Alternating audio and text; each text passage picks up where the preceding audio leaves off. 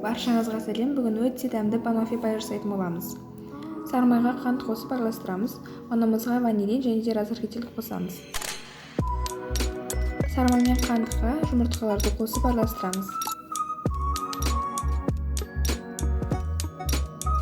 Ұнымызды 3-4 бөлікке бөліп қосып тесті жасаймыз. Сіздер тестіні қолмен де жасасаңыздар болады. Неге бізде осындай тесті шығу керек? Және 1-2 сағатқа холодильникке қоямыз.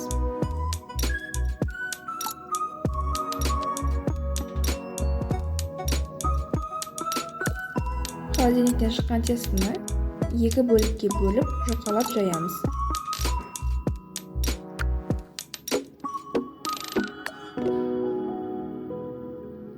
Менің формамның диаметрі 22 см.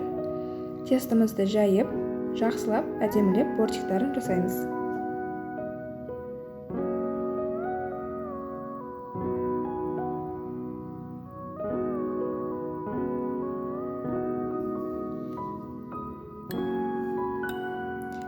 градус қызып тұрған пеште 15 минуттай пісіріп аламыз.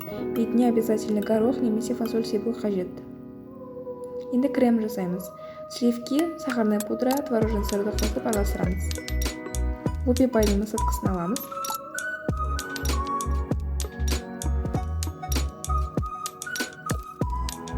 Енді дайын тестімізға вареный сгущенка жағамыз, банандарды қойып шығамыз және кремді осылай сығып шығамыз. Мен шоколадпен әсемдедім. Ас болсын.